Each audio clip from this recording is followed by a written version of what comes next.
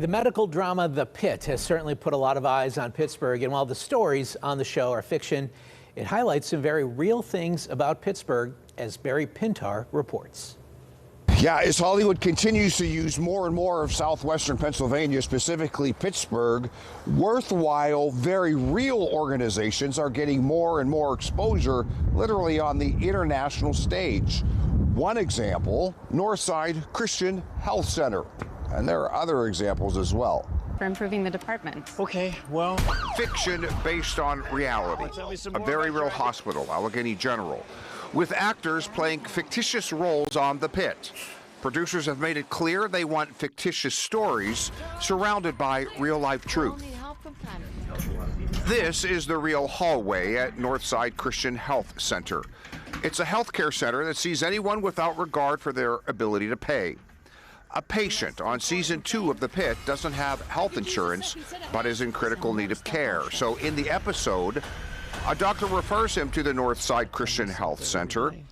Bethany Blackburn is the CEO of this very real place. Well, I would say that it was very validating to hear them refer a patient who had a lot of anxiety about his health care and the cost of it.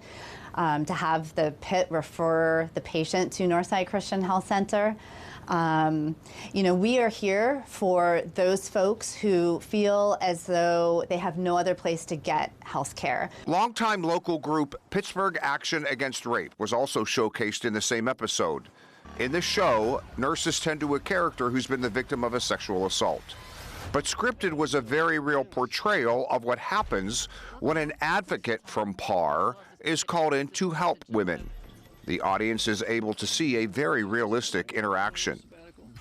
And you know, I think you really have to shout out the production of that to make sure that they're being honest and realistic about the portrayal and not doing, which is really easy to do, is to sensationalize everything and to make it like sort of gotcha moments.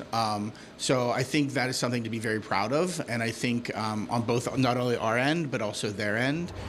So again, as these are fictitious stories, the organizations often mentioned or portrayed are very real.